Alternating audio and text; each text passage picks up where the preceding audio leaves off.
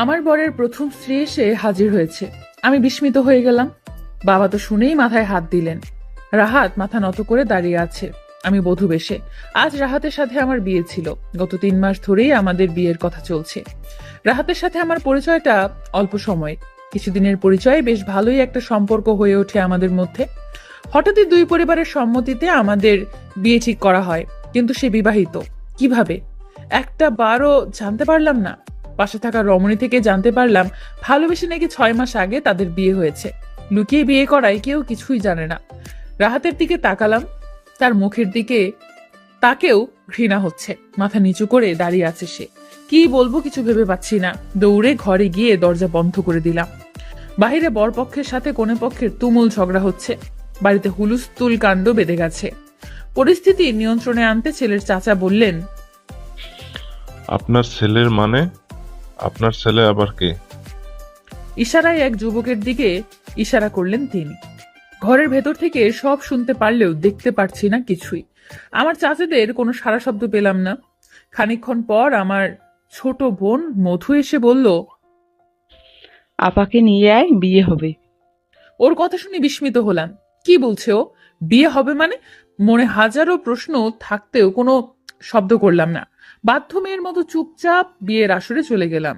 বিয়ের নিয়ম কানুন ঠিক রেখে আমাদের বিয়ে সম্পূর্ণ হলো। এখন আমি আরেকজনের স্ত্রী। ভাগ্য কতই অদ্ভুত। কার সাথে বিয়ে ঠিক হলো আর কার বউ হয়ে গেলাম। বিয়ের পর সবার থেকে বিদায় নিয়ে রওনা দিলাম আরেক গন্তব্যে, জীবনের এক নতুন অধ্যায়ে। সেখানে আমার জন্য কি অপেক্ষা করছে তা জানা নেই। গাড়িতে চড়ার আগে মাকে জড়িয়ে অনেক কাঁদলাম। মা বাবাকে ছেড়ে এই প্রথম একা কোথাও যাচ্ছি, তাও আবার সারা জীবনের জন্য। গাড়িতে চড়তেই আমার বর আমার পাশে বসে পড়লেন। আমি তার থেকে দূরত্ব বজায় রেখে দূরে সরে বসলাম। ফুপিয়ে ফুপিয়ে কেঁদে চলেছি। পাশের ব্যক্তিটি যে প্রচন্ড রেগে আছে তা ভালো করেই টের পাচ্ছিলাম। আমার কপালে যে কি আছে তা আল্লাহই ভালো জানেন। ধরণীর বুকে সন্ধ্যার ক্ষীণ আলো বিরাজমান। সূর্যিমামা ডুবে গেছে। আকাশের লাল লালিমায় আকাশ প্রান্তরে এক অন্যরকম আকর্ষণ সৃষ্টি করেছে। দীর্ঘ পথ পাড়ি দিয়ে তাদের বাড়িতে এসে পৌঁছলাম। গাড়ির গতি কমতেই তিনি রাগে দরজা খুলে গাড়ি থেকে বেরিয়ে বাড়ির দিকে চলে গেলেন। আমি অবাক হয়ে গাড়িতেই বসে রইলাম। হঠাৎ একজন মধ্যবয়স্ক মহিলা আর কয়েকটা মেয়ে আমার কাছে এগিয়ে এলো। আমাকে গাড়ি থেকে নামিয়ে বাড়ির ভেতরে নিয়ে গেল। বাড়ির ভেতরে গিয়ে দেখলাম পরিবেশ একদম থমথমে। বাড়ি ভর্তি লোকজন, কিন্তু কারোর কোনো শব্দ নেই। সবাই চুপচাপ বসে নিজেদের কাজে ব্যস্ত। হঠাৎ জোরে কিছু পড়ার আওয়াজ শুনতে পেলাম। আওয়াজ আস্তে আস্তে বাড়তে লাগলো। হয়তো কেউ জিনিসপত্র ভেঙে একাকার করে দিচ্ছিল। আওয়াজটা উপরের কোনো ঘর থেকে আসছে। সবাই সেদিকে খেয়াল করে আছে। আমি মাথা নিচু করে একপাশে দাঁড়িয়ে রইলাম। কিছুক্ষণ পর দেখতে পেলাম একজন বৃদ্ধা মহিলা উপর সিঁড়ি বেয়ে নিচে নামছেন। বৃদ্ধা নিচে নেমে বললেন, নতুন বউকে এইভাবে দাঁড়িয়ে রাখছো কেন? বৌমাকে ভিতরে নিয়ে যাও। মধ্যবয়স্ক মহিলাটি উঠে বললেন। তাকে আর বলতে না দিয়ে বৃদ্ধা হাতের ইশারায় থামিয়ে দিলেন। এরপর উপরে চলে গেলেন। বুঝতে পারলাম এতক্ষণ জিনিসপত্র আমার স্বামীই ভেঙেছিলেন। একটা দীর্ঘশ্বাস ফেললাম। রাহাত আমাকে কেন ছেড়ে গেল তার কোনো কারণ খুঁজে পাচ্ছি না। সে যদি অন্য কাউকেই ভালোবাসতো তবে আমার সাথে ছলনা কেন করেছিল? একটা মেয়ে এসে আমাকে সোফায় বসিয়ে দিল। সোফায় বসিয়ে আমার পাশে বসে পড়ল। মেয়েটা আমার সাথে টুকিটাকি কথা বলছে। আমি মাথা নাড়িয়ে তার জবাব দিচ্ছি। মেয়েটা কথায় কথায় আমাকে ভাবি বলে সম্বোধন করছে। বুঝতে পারলাম সে হয়তো আমার ননদ। মেয়েটা একের পর এক প্রশ্ন করেই চলেছে। আমিও হু হা না বলে কাটিয়ে যাচ্ছি। সে প্রচুর কথা বলে। কিছুক্ষণ পর দেখতে পেলাম উপর থেকে রাগে গজগজ করতে করতে এক যুবক নেমে যাচ্ছে। চোখে মুখে তার রাগের আভাস ফুটে উঠেছে। ফর্সা মুখটা একদম লাল হয়ে গেছে। কপালের রগগুলো একদম বেরিয়ে গেছে। তার লালচে অধর যুগল মৃদু কাঁপছে। এ দেখে সহজেই বলা যায় সে প্রচুর রেগে। সিঁড়ি বেয়ে নিচে নেমে সে আমার দিকে একবার তাকিয়ে দেখলো। তার দৃষ্টি পর্যবেক্ষণে আমি চোখ নামিয়ে নিলাম। সে বাড়ি থেকে বের হয়ে গেল। বৃদ্ধা মহিলা এবার নিচে নেমে আসলেন। ঘটনার কিছুই বুঝতে পারছি না। বৃদ্ধা এসে আমার একপাশে বসে পড়লেন। হালকা হাসি দিয়ে বললেন, দিলরুবা, ঘরটা দেখে আসো, কি হাল করেছে তোমার ছেলে। ঘরটা গুছিয়ে আমার নাত বউকে নিয়ে যাও। বলে তিনি আমার মাথায় হাত বুলিয়ে দিলেন। তার মানে এই মধ্যবয়স্ক মহিলাটি আমার শাশুড়ি, আর ইনি আমার দাদি শাশুড়ি। আমি চুপ করে বসে রইলাম। সে আমাকে বলল, মন খারাপ তোমার? আমি মাথা নাড়িয়ে না বললাম। যে মুচকি হেসে আমাকে বলল, নাম কি তোমার? আমি বললাম, মেহেরিমা মেহরোজ। ভারী মিষ্টি নাম। আমি চুপ করে থাকলাম। সে বলল, নাতবো শোনো, আমার নাতিটা বড্ড বদমেজাজি হলো খুব ভালো। তোমার কোনো অযত্নও করবে না। আস্তে আস্তে সব ঠিক হয়ে যাবে। হালকা হাসি দিয়ে সে সরে গেলেন। কিছুক্ষণ পরে আমাকে একটি সুসজ্জিত কক্ষে নিয়ে যাওয়া হলো। বেশ পরিপাটি করে গুছিয়ে রাখা হয়েছে ঘরটা। আমার শাশুড়ি বলে উঠলেন, ছেলেটা আমার একদম পাগল। জানিস, ও এখন যাই করছে আস্তে আস্তে তোকেও মেনে নিবে। ওর ব্যবহারে মন খারাপ করিস না মা। হঠাৎ করেই বিয়েটা হলো, তাই এমন। আস্তে আস্তে সব ঠিক হয়ে যাবে দেখবি। বলে উনি চলে গেলেন। আমার ননদিনী এসে আমার সাথে আবার গল্প জুড়ে দিলেন। সেই কত গল্প, কত আজগুবি কাহিনী বলছে সে। ভালো না লাগলেও বিরক্ত হচ্ছি না, মেয়েটা বড় মিশু। জিজ্ঞেস করতেই জানতে পারলাম এর নাম তাসনুবা মাহমুদ মিফতা, আমার বরের একমাত্র ছোট বোন। বর যেহেতু রাহাতের চাচাতো ভাই, সেহেতু মিফতা অবশ্যই জানার কথা রাহাতের কথা। একবার ভাবলাম ওকে রাহাতের কথা জিজ্ঞেস করব, কিন্তু পরক্ষণেই ভাবলাম না, এর দরকার নেই। আমাকে এত বড় অপমান করেছে, তার কথা আবার জিজ্ঞেস করব? না, করব না। তার জন্য মনে অবশিষ্ট রয়েছে ঘৃণা আর নিন্দা। এই যে miss Meherima Mehroz, oops sorry, Mrs Taskin Mahmud Turjo, am I right? সামনে প্রতীয়মান ব্যক্তিটির কাট কাট কণ্ঠস্বর ভেসে আসতেই ঝিমুনি বন্ধ করে চোখ খুলে সামনে তাকালাম। আমার সামনে দাঁড়িয়ে আছেন বর। আমাকে উদ্দেশ্য করেই উনি কথাগুলো বলেছেন। তাকে দেখেই বোঝা যাচ্ছে প্রচন্ড রেগে আছেন। আমি তার কথার কোনো উত্তর দিলাম না, চুপটি করে বসে রইলাম। কি বা বলার আছে? আমাকে চুপ করে থাকতে দেখে তিনি আবার বলে উঠলেন। কি হলো, চুপ করে আছো যে? আমায় নীরব দেখে সে খানিকক্ষণ বাদে আবার বলে উঠলেন, আচ্ছা বলো তো, কি বলবো তোমাকে, মেহেরিমা নাকি মিসেস তুর্য? আমার শব্দ না পেয়ে হয়তো উনি রেগে গেলেন। আমার কাছে এসে আমার গাল চেপে ধরলেন। এরপর বললেন, এই মেয়ে, চুপ করে আছো কেন? তোমার সমস্যা কি? আমি তোমাকে যে কিছু বলছি তোমার কানে যাচ্ছে না? আমার বউ হওয়ার খুব শখ জেগেছে, তাই না? এই তাসকিন মাহমুদ তুর্যের বউ হওয়ার শখ? বেশ জোরেই চেপে ধরেছেন। ব্যথায় আমার কণ্ঠস্বর থেকে আধধ্বনি উচ্চারিত হতেই উনি ছেড়ে দিলেন আমাকে। আমি গালে হাত বুলাতে লাগলাম। উনি এবার দূরে সরে গেলেন। আমাকে উদ্দেশ্য করে দাঁতে দাঁত চেপে বললেন, রাহাত যে বিন্নুকে ভালোবাসতো তুমি জানতে না? ওরা বিয়ে করেছে তাও জানতে না? আমি বেশ আশ্চর্য হলাম। উনিও জানেন তবে? আমি ছোট করে বললাম, না। সে বিবাহিত, তা জানলে কি আর বিয়ে ঠিক হতো? আমাদের মাঝে নীরবতা বিরাজ করছে। দুজনেই চুপ। জানলা দিয়ে বাহির থেকে চেয়ে আছেন তিনি। আমি খাটের এক কোণে চুপটি করে বসে আছি। হঠাৎ সে বলে উঠল, আমার লাইফে কেন এসেছো? রাহাত, প্লিজ আমার সামনে থেকে দূরে সরে যাও। আমার তোমাকে দেখে ঘৃণা হচ্ছে। কিভাবে পারলে তুমি এটা করতে? রাহাতকে উদ্দেশ্য করে কথাগুলো বলল বিন্দু। নিজের ভালোবাসার মানুষটার আজ অন্য একটা রূপের সাথে পরিচিত হয়েছে সে। যে রাহাত তাকে পাগলের মতো ভালোবাসত, সে আজ তারই চোখের সামনে অন্য আরেকটা মেয়ের সাথে বিয়ের বন্ধনে আবদ্ধ হতে গিয়েছিল। রাহাত মাথা নিচু করে দাঁড়িয়ে আছে বিন্দুর সামনে। আজ কিছু বলার শক্তি তার মাঝে নেই। সত্যি তো, বড় অন্যায় করে ফেলেছে সে। একসাথে দুই নৌকায় পা দিতে গিয়েছিল সে। রাহাত আহত সুরে বিন্দুকে বলল, আমাকে ক্ষমা করো, সত্যি অনেক বড় অন্যায় করে ফেলেছি। বিন্দু রাহাতকে তাচ্ছিল্য করে বলল, ক্ষমা? কেন ক্ষমা চাইছো তুমি? তোমার তো কোনো দোষ নেই। দোষ তো আমার, যে তোমার মতো একটা মানুষকে ভালোবেসেছি। দোষ আমার, তোমাকে আমি বিশ্বাস করেছি। দোষটা তো আমার ভালোবাসার পরিণতি হিসেবে তোমাকে বিয়ে করে নিজের স্বামীর আসনে বসিয়েছি। তুমি কেন ক্ষমা চাইবে? বিন্দুর কথাগুলো রাহাতের বুকে গিয়ে তীরের মতো বিঁধছে, কিন্তু সে কিছু বলতে পারছে না। সত্যি সে অনেক বড় অন্যায় করে ফেলল। দুজনের মনে বড় কষ্ট দিয়েছে সে। সে তো চায়নি তার প্রেয়সীর মনে কষ্ট দিতে। সে তো তাকে রক্ষা করতে ছোট একটা নাটক করতে গিয়েছিল, যা সে চাইলেও কাউকে বলতে পারবে না। সে নিরুপায় ছিল। বিন্দু রাহাতকে উপেক্ষা করে ঘর থেকে বেরিয়ে গেল। এই মানুষটার সাথে এক ঘরে থাকাটা তার জন্য সম্ভব নয়। আমি আপনার লাইফে না, বরং আপনি আমার লাইফে এসেছেন। সূর্যকে উদ্দেশ্য করে কাট কণ্ঠে জবাব দিলাম আমি। সে আমার উত্তর শুনে হা করে তাকিয়ে আছে। তাই না? সিরিয়াসলি?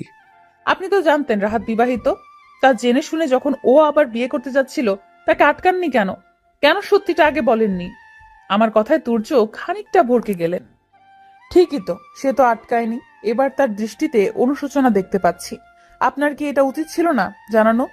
আর যখন বিয়ের আসরে আপনার সাথে বিয়ের কথা হচ্ছিল তখনই বা বাধা দেননি কেন? সেটা আমার বাবার সম্মান বাঁচাতে আমায় রাজি হতে হয়েছিল। তাছাড়া তোমার নামেও তখন কুৎসা রটানো হতো। হো, তাই নাকি? কি দরকার ছিল আমার উপর দয়া করার? কি দরকার ছিল এত দয়া দেওয়ার? সে শান্ত ভঙ্গিতে আমার দিকে তাকিয়ে আছে। আমি তার দৃষ্টি উপেক্ষা করে আবার বললাম, আমি তো চাইনি আপনাকে। আমি তো আমার ভালোবাসার মানুষটাকে চেয়েছিলাম। কিন্তু বলে থেমে গেলাম।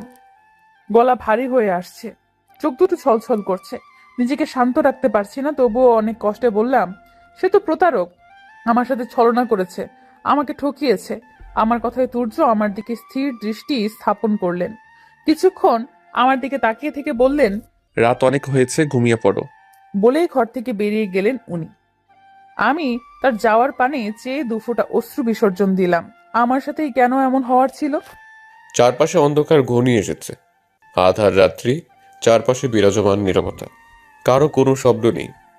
রাত প্রায় 2টো বেজে গেছে। এই সময় তো সবাই গভীর ঘুমে আচ্ছন্ন, কিন্তু ঘুম নেই কিছু মানবীর চোখে। ঘুম পালিয়ে গেছে। জানালার পাশে বসে আছে রাত। ভাবছে কেন সে তার প্রেয়সীকে সব বলে দিল না, কেন তাকে সত্যটা জানালো না। সব বলে দিলে হয়তো তাদের মাঝে আজ এত দূরত্ব হতো না। নিজের উপর নিজের খুব রাগ হচ্ছে তার। সবার চোখে ছোট হয়ে গেল সে। কিন্তু কিভাবে বোঝাবে সে যে বাধ্য ছিল? জানালা দিয়ে বাড়ি থেকে দূরের ল্যাম্পপোস্টটাতে ক্ষীণ আলোতে একজন কালো পোশাক পরিহিত লোককে দেখা যাচ্ছে। রাহাত বেশ অবাক হলো। এত রাতেই নির্জন রাস্তায় এই ব্যক্তিটিকে। সে ভালো করে ব্যক্তিকে দেখছে, ঠিক তখনই তার মোবাইলে ফোনের টুংটাং রিংটং বেজে ওঠে। ঘরে প্রবেশ করে ফোনটা হাতে নিতেই তার বুক কেঁপে উঠল।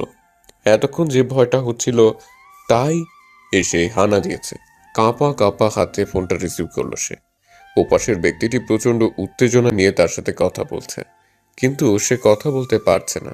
ওপাশের ব্যক্তিটি তাকে কিছু একটা প্রশ্ন করতেই সে না জবাব দিল। সরি ভাই, কাজটা হয়নি। রোজ মেহরাজ এখন তুর্য ভাইয়ের বউ। বিয়ের সময় সে আর বলতে পারে না। ওপাশ থেকে তাকে এক গাদা কথা শুনিয়ে ফোনটা রেখে দিল সেই ব্যক্তি। রাহাত বিছানার উপর বসে পড়ে। ভালোবাসার মানুষটির কাছ থেকে একরাশ কষ্ট পাওয়ার পর ঘুম কি আর চোখে আসে? হাজারো নির্ঘুম রাত কেটে যায়। চোখের পাতা এক করাটা যেন আজ বড্ড কঠিন। 6টা বছর ধরে যেই মানুষটাকে ভালোবেসে গেল, সে আজ তার সাথে এত বড় বেইমানি করলো, তার ভালোবাসাকে ঠকালো। কথাগুলো ভাবতেই বসে পড়ল বিন্দু। শব্দ করে কেঁদে ফেলল বিন্দু। তার কান্নার শব্দ পাশে থাকা মানুষটির কানে ঠিকই পৌঁছলো। পাশের ব্যক্তিটি উঠে বসে তার মাথায় হাত বুলিয়ে দিচ্ছে। বিন্দু তাকে জড়িয়ে ধরে আরো জোরে জোরে কাঁদতে থাকলো। তাকে সান্ত্বনা দিয়ে তিনি বললেন, কাঁদিস না দিদি ভাই, সব ঠিক হয়ে যাবে। দেখিস, সব আগের মতো হয়ে যাবে। তোমার নাতি আমাকে ঠকিয়েছে দাদিমা। সে আমার ভালোবাসার মর্যাদা দেয়নি। একটা কথা বলি দিদি ভাই। বিন্দু হিঁচকি তুলে বলল, বলো দাদিমা। রাহাত আর তুই একে অপরকে ভালোবাসিস, আমাকে বললি না তো। একা একা বিয়েও করে নিলি। বিন্দু এবার কিছু বলতে পারল না। অপরাধীর ন্যায় চুপটি করে বসে রইল। বৃদ্ধা তার মাথায় হাত বুলিয়ে দিয়ে মুচকি হাসি দিলেন। এরপর বললেন, শুয়ে পড় এখন। রাতের গভীরতা যতই বাড়ছে, মনের মাঝে পুষে রাখা কষ্টগুলো যেন তীব্র হচ্ছে। চোখ দুটো দু চোখে ঘুম কোথায় যেন পালিয়ে গেছে। আজ বোধহয় চোখের পাতা এক করতে পারবো না। আজকের ঘটনাগুলো চোখের সামনেই ভাসছে। তুর্য সেজে গেছেন আর একটিবারও আসেননি। জানি না কোথায় গেছেন উনি। চুপটি করে শুয়ে আছি, কখন যে ঘুম আসবে দু চোখের পাতায়। রাত প্রায় 3টে বেজে গেছে, তার আসার কোনো নামগন্ধ নেই। আমি চুপ করে চোখ বুজে শুয়ে আছি। হঠাৎ দরজার আওয়াজে চোখ খুলে তাকালাম। পরক্ষণেই বন্ধ করে দিলাম চোখের পাতা। হয়তো তিনি এসেছেন। চোখ পিটপিট করে দেখলাম তিনি ব্যালকনিতে চলে গেছেন। খানিকক্ষণ বাদে বুঝলাম তিনি আমার কাছে। আমি নীরব থাকলাম। উনি আমার কাছে এসে আমার দিকে কিছুক্ষণ তাকিয়ে থাকলেন। এরপর আমার গায়ে চাদর টেনে দিয়ে আবার সেই ব্যালকনির দিকে চলে গেলেন। আমি চুপটি করেই শুয়ে রইলাম। প্রভাতের আবছা ছুঁয়েছে ধরণীতে। দিক দিগন্ত জুড়ে নীরব প্রকৃতি আবার কোলাহলে পূর্ণ হচ্ছে, পাখির কলকলিতে মুখরিত হচ্ছে। সকলে জানান দিচ্ছে আধার কেটে গেছে, ধরণীর বুকে আবার ভোরের আলো ফুটলো বলে। ভোরের শীতল বাতাস বয়ে যাচ্ছে, ফজরের আজানের ধ্বনি কানে আসতেই উঠে পড়লাম। সারা রাত এপাশ ওপাশ করে কাটিয়েছি, ঘুম আর আজ আসেনি। বিছানা থেকে উঠে ফ্রেশ হয়ে নামাজ পড়ে নিলাম। নামাজ শেষে একবার ভাবলাম ব্যালকনিতে গিয়ে দেখে আসি কি করছেন উনি। সারা রাত কি এখানেই ছিলেন? কিন্তু না, আর গেলাম না। তাকে কেন দেখতে যাব আমি? সে কে? এই ভাবনা মাথায় আসতেই আর গেলাম না। বিছানায় গায়ে দিয়ে দিলাম, আস্তে আস্তে পাড়ি দিলাম ঘুমের রাজ্যে। চলবে। চারপাশ গুনগুন শব্দে মুখরিত। আলোর রং খেলিয়ে সূর্যি মামা আকাশে হেসে বেড়াচ্ছে। প্রভাতের মিষ্টি কিরণ চোখ মুখ আঁচড়ে পড়তেই ঘুম ঘুম চোখ খুলে তাকালো তুর্য। গতরাতে ব্যালকনিতে আরাম কেদারায় বসে ঘুমিয়ে পড়েছিলাম সে। ঘুম ভাঙতেই বাহিরের কোলাহলপূর্ণ ধরত্রীর দিকে নজর গেল তার। বাহিরে স্নিগ্ধ পরিবেশ মুহূর্তেই মন ভালো করে দিল। গতকালের কথা মনে হতেই সে হাসল। বাগানে তার দাদিমা বসে আছেন, দৃষ্টি তার দিকেই নিবদ্ধ। তুর্যকে দেখে মৃদু হাসলেন সে। তুর্য হেসে ব্যালকনি থেকে ঘরের ভিতরে চলে আসলো। ঘরের ভিতরে এসে ঘুমন্ত মানবীর মুখপানে তার চোখ দুটো আটকে গেল। বিছানার এক কোণে গুটিসুটি হয়ে শুয়ে আছে সে। ঘুমন্ত মুখটায় রয়েছে এক রাশ ক্লান্তি। ঘুমের মধ্যে বারবার কেঁপে উঠছে সে। তুর্য সন্তর্পণে তার গায়ের উপর চাদর টেনে দিল। এরপর ওয়াশরুমে চলে গেলেন ফ্রেশ হতে। প্রেয়সীর ঘুমন্ত মুখশ্রীর দিকে চেয়ে আছে রাহাত। তার মায়াবতীকে দেখে বুকের ভিতর চিনচিন ব্যথা অনুভব করেছে সে। একদিনে কি হাল করেছে নিজের! কেঁদে কেঁদে চেহারার অবস্থা বেহাল করে ফেলেছে সে। একদম গুটিসুটি হয়ে ঘুমিয়ে আছে সে। মুখটা একদম ফুলে লাল হয়ে গেছে, চোখ থেকে প্রবাহিত হওয়া অশ্রুবিন্দু মুখেই শুকিয়ে গেছে। প্রেয়সীর মনে যে অনেক বড় আঘাত দিয়ে ফেলেছে সে, এটা ঠিক ভালোই বুঝতে পারছে সে। কিন্তু কি বা করবে সে? সে যে বাধ্য। নিজ প্রেয়সীকে নিজের কাছে সারা জীবন রাখতে চায় সে। এতে তাকে যা করতে হবে তাই সে করবে। ঘুমন্ত বিন্দুর কপালে এক ভালোবাসার পরশে এঁকে দেয় সে। এতে বিন্দু নড়ে চড়ে উঠতেই রাহাত চলে যায়। এখন বিন্দু ঘুম থেকে উঠে তাকে দেখলে যে রেগে যাবে তা সে খুব ভালো করেই জানে। দূরত্ব যেহেতু সৃষ্টি হয়ে গেছে, তবে না হয় আড়ালেই ভালোবাসবে নিজ প্রেয়সীকে। ওয়াশরুম থেকে এসে রমণীর মায়া ভরা মুখখানি দেখে তুর্য মৃদু হাসল। এরপর জানালার পর্দা টেনে দিল।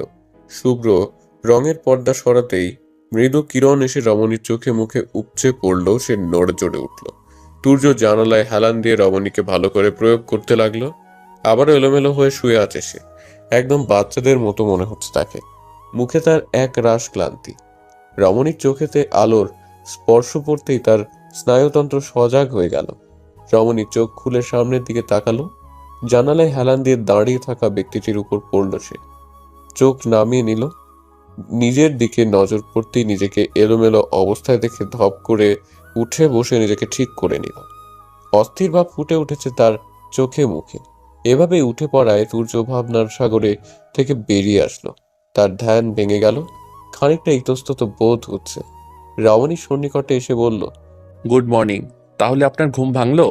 তার কথায় খানিকটা ভড়কে গেলাম। গতরাতের সব কি ভুলে গেল সে?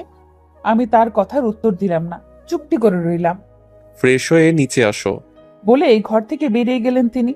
চুপচাপ মন খারাপ করে বসে থাকলে হবে? বিন্দু চুপ করে বসে থাকলো, কোনো জবাব দিল না। একটু ভালো লাগছে না তার। তাইয়েবা বেগম তার মাথায় হাত বুলিয়ে দিয়ে বললেন, এত চিন্তা হলে যা যে দেখে আয় কি করছে সে। বিন্দু তার দিকে তাকিয়ে বলল, আমি ওর সাথে কথা বলবো না দাদিমা। রাগ করে থাকতে পারবি? বিন্দু চুপ থাকলো। দাদিমা বলল, রাহাতের কাছে কিছু জানতে চাসনি? না। ওর এই আচরণের পিছনে কোনো একটা কারণ তো আছেই। ওয়াশরুম থেকে ফ্রেশ হয়ে দেখলাম মিফতা রুমে বসে আছে। আমাকে দেখে খিলখিল করে হেসে ফেললো। এরপর বলল, গুড মর্নিং ভাবি, ঘুম কেমন হলো? আমি সৌজন্যমূলক হাসি দিয়ে বললাম, ভালো। চলো নাস্তা করবে। বলে আমার হাত ধরে টেনে আমাকে নিয়ে যাচ্ছে সে। আমার বারণ শুনছে না। আমি না চাওয়া সত্ত্বেও তার সাথে যাচ্ছি। সিঁড়ির নিকট আসতেই আমার পা থমকে গেল। দেখা তাকে দেখেই আবার মুখটা গম্ভীর হয়ে গেল। ঘৃণা হচ্ছে খুব। I am sorry. প্রতীয়মান ব্যক্তির কথা শুনে আরো বেশি ঘৃণা লাগছে আমার। আমি চুপচাপ সেখান থেকে চলে গেলাম। নিচে আসতেই আমার শাশুড়ি আমাকে ডাক দিলেন। আমি রান্নাঘরের দিকে পা বাড়ালাম, তার কাছে গেলাম। তুর্য কিছু বলেছে? আমি মাথা নাড়িয়ে না সম্মতি দিলাম। তিনি মুচকি হাসলেন, বললেন, কোথায় ও? আমি জানি না। সে এবার আমার দিকে ভ্রু কুচকে তাকিয়ে বললেন, জানিস না মানে? আমি মিনমিন করে বললাম, একটু আগে বেরিয়ে গেছে। ও। আমি চুপচাপ তার কাছে দাঁড়িয়ে থাকলাম। আমার চাচি শাশুড়ি অর্থাৎ রাহাতের মা আমার সেখানে প্রবেশ করলেন। আমার থেকে মুখ লুকানোর চেষ্টা করছেন উনি, হয়তো নিজের ছেলের কাছে লজ্জিত। আমি তার কাজে মুচকি হেসে জানালা দিয়ে বাহিরের দিকে তাকালাম। হঠাৎ করেই এক হাওয়ায় আমার জীবনটা এলোমেলো হয়ে গেল। হঠাৎ করে কিছু অনাকাঙ্ক্ষিত মানুষের আগমন, কিছু মানুষের হারিয়ে যাওয়া আর প্রতারণা। ভাবনার মাঝে শুনতে পেলাম কেউ আমাকে ডাকছে। রোজমা, রাহাতের মা আমাকে ডাকছে। আমি তার ডাকে সাড়া দিয়ে বললাম, জি। সে আমায় বলল, কি বলবো বল, বলার ভাষাই তো হারিয়ে ফেলেছি, এমন ছেলে পেটে ধরেছে। আমি তাকে বললাম, নিজেকে কেন দোষ দিচ্ছেন? যা হওয়ার ছিল সে হয়ে গেছে। আমার ভাগ্যে যা ছিল আমার সাথে তাই হয়েছে, এই আর কি। আমি এগুলো ভুলতে চাচ্ছি। আমি আমার বর্তমান নিয়ে সামনে এগোতে চাচ্ছি চাচি। মুখ ফসকে চাচি বলে ফেললাম তাকে। আমার শাশুড়ি মুচকি হাসছেন। আমার শাশুড়ি মা বললেন, এই না হলে আমার মেয়েটা? একদম ঠিক বলেছিস মা। আমি চুপ করে থাকলাম। হঠাৎ সে বলল, রোজমা, আমার ছেলেটা গম্ভীর হলেও মন থেকে খুব ভালো। আমার চাচি শাশুড়ি বললেন, তুর্য তোকে রাহাতের চেয়েও বেশি ভালোবাসবে। আমি হেসে বললাম, ভালোবাসা? সে আমাকে কবে ভালোবাসলো? সেটা তো ছিল। তারা দুজনেই চুপ হয়ে গেল। আমিও চুপ করে থাকলাম। মিফতা আবারও কোথা থেকে উপস্থিত হলো, এসে আমাকে টেনে নিয়ে গেল। বলল, ভাবি এইদিকে এসো, তোমাকে একটা গুরুত্বপূর্ণ জিনিস দেখাবো। আমাকে টেনে ওর রুমের দিকে নিয়ে গেল। আমিও ওর সাথে যেতে লাগলাম। ওর ঘরের মধ্যে প্রবেশ করে আমাকে বিছানায় বসিয়ে দিল। আমি আশ্চর্য হলাম, মেয়েটা কি করছে? আমি কি বাচ্চা নাকি? কোনো মতে ওর কি আমাকে বাচ্চা মনে হচ্ছে? মিফতা আমাকে তার পাওয়া সব প্রাইজগুলো দেখাচ্ছে আর বকবক করছে। সে একবার কথা বলা শুরু করলে থামার কোনো নাম নেই। সেই যে বকছে তো বকছে। আমি তার কথাগুলো মনোযোগ দিয়ে শুনছি। কিছুক্ষণ পরে নাস্তার টেবিলে ডাক পড়ল। চুপচাপ নাস্তা করতে চলে গেলাম। নাস্তার টেবিলে সবাইকে দেখলেও তাকে দেখতে পেলাম না। কোথায় সে? সবাই টুকিটাকি কথা বলছে আর নাস্তা সেরে নিচ্ছে। আমি বসেছি দাদিমার মিফতির মাছের চেয়ারটায়। দাদিমা আমার সাথে ভাব জমাচ্ছেন। সেই কত কথা। নাস্তা শেষে মিফতা আমাকে ছাদে নিয়ে গেল। মেয়েটা খুবই চঞ্চল। এই বাড়ির ছাদের চারপাশে রয়েছে বিভিন্ন ফুলের সমাহার। হরেক রকমের ফুলের হরেক রং। দেখলেও প্রাণ জুড়িয়ে যায়। মিফতার থেকে জানলাম এসব নাকি তুর্যের পছন্দের। আমি চুপ করে দাঁড়িয়ে মিফতার কথা শুনছি আর ভাবছি, এত কথা কিভাবে বলেও। পরক্ষণেই ভাবলাম আমিও তো ওর থেকে কম ছিলাম না। কিন্তু হঠাৎই চুপ হয়ে গেলাম। হঠাৎ এক রমণীর কণ্ঠস্বর শুনতে পেলাম। কি গল্প হচ্ছে আমাকে রেখে? রমণীকে দেখে বুকের ব্যথা যেন বেড়ে গেল। চোখ দুটো যে ছলছল করছে। কিন্তু কেন? তার তো কোনো দোষ নেই। সে তার অধিকার আদায় করে নিয়েছে। আমি যদি তার জায়গায় থাকতাম তাহলে তো তাই করতাম। মিফতা হয়তো আমার অবস্থা ঠাওর করতে পেরেছে। বিন্দুর দিকে তাকিয়ে মিফতা বলল, এই তো ভাবিকে ঘুরিয়ে সব দেখাচ্ছি। আমি চুপ করে থাকলাম। বিন্দু এসে আমার পাশে দাঁড়ালো। আমি কিচ্ছু বললাম না। মিফতা তার বকবক করেই চলেছে। আমিও চুপ, বিন্দুও চুপ। হঠাৎ বিন্দু বলল, ভাবি, আমায় ক্ষমা করো। আকাশের তারার মেলা খেলছে, এর মাঝেই গোলাকার চাঁদটা তার স্থান দখল করে নিয়েছে। তুলোর মতো মেঘরাশিগুলো ভেসে বেড়াচ্ছে। চাঁদের সৌন্দর্য বৃদ্ধি হচ্ছে পূর্ণিমা তিথিতে। ছড়িয়ে পড়েছে চাঁদের স্নিগ্ধতা। ব্যালকনিতে দাঁড়িয়ে নিস্তব্ধ প্রকৃতির সাথে চাঁদের রূপ দেখছি। আজকের দিনটা যেন খুব তাড়াতাড়ি কেটে গেছে। মিফতার সাথে কথা বলতে বলতেই পার হয়ে গেল দিনটা। এবারের প্রতিটা লোকের ব্যবহারই মনোমুগ্ধকর। সবাই বেশ স্নেহসুলভ আচরণ করছেন আমার সাথে। বিকেলে দাদিমার সাথে বেশ করে ভাব জমেছে আমার। বয়স তার বেশি হলেও রসিকতায় কোনো কমতি নেই। এই নানান কথা বলছে আমার সাথে। সবার কথাবার্তা ব্যবহারে মনটা অনেকটাই ভালো হয়ে গেল। রাত প্রায় 10টা বেজে গেছে। আজ সারা দিনে যেই মানুষটাকে একবারও দেখিনি তা হচ্ছে তুর্য। সারাটা দিনেও একবারও তাকে দেখিনি। কোথায় উনি? সেই সকালে বেরিয়েছেন, এখনো কোথায় উনি? তাওহিদ মাহমুদ তুর্যের বাবা তাওহিদ মাহমুদ, রাহাতের বাবা। দিলরুবা বেগম তুর্যের মা, ফাইজা বেগম রাহাতের মা, তাইবা বেগম দাদিমা সহ বাড়ির সব বড়দের সামনে মাথা নিচু করে দাঁড়িয়ে আছে রাহাত আর বিন্দু। তাহমিদ মাহমুদ উত্তেজনায় কথা বলতে পারছেন না, নিজের ছেলের কর্মকাণ্ডে অসন্তুষ্ট সে। তাওহিদ মাহমুদ বললেন, তোমরা বিয়ে করছো কবে? আমাদের জানানোর প্রয়োজন মনে করলে না?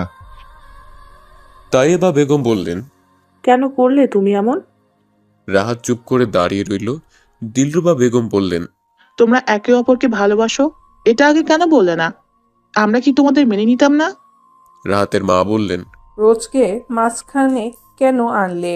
আজ তোমাদের জন্য মেয়েটার রাহাতের মা আর বলতে পারলেন না, গাম্ভীর্যপূর্ণ কণ্ঠস্বর পেয়ে থেমে গেলেন। মেয়েটার কি? তুর্যকে দেখে চমকে গেল সবাই। তাইবা বেগম মুচকি হেসে বললেন, রোজের চিন্তা এখন আমার দিদি ভাই করবে, তাই না তুর্য? বিয়ে যেহেতু হয়ে গেছে, এখন আর এসব নিয়ে ভাবার কি আছে? যে যার মতো খুশি থাক। তুর্যের কথায় সবাই হেসে ফেলল। মানুষ ক্ষণে ক্ষণে রং বদলায়, মানুষ তো নয় যেন রঙের ফানুস। জীবনের প্রতিটি পথ থেকেই মানুষ শিক্ষা লাভ করে।